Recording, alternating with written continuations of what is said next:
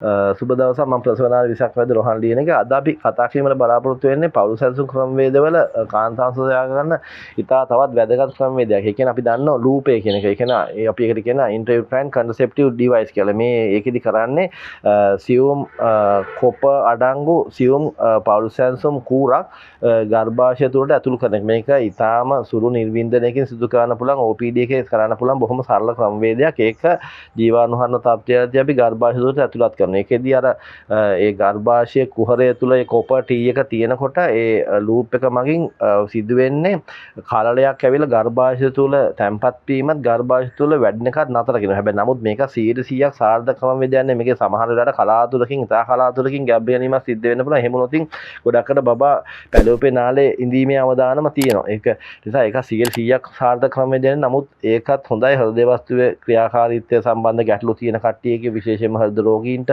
විවිධ රෝග කට්ටිය තියෙන කට්ටියට හෝමෝන පෙති ගන්න බැරි කට්ටියට ඉතා හොඳ ක්‍රමවේදයක් තමයි මේ IUCD කියන ඉන්ටර්යුට්‍රයින් කන්ට්‍රසෙප්ටිව් ඩිවයිස් කියන මේ ලූපේ ඉතා වැදගත් ක්‍රමවේදයක්. ස්තුතියි.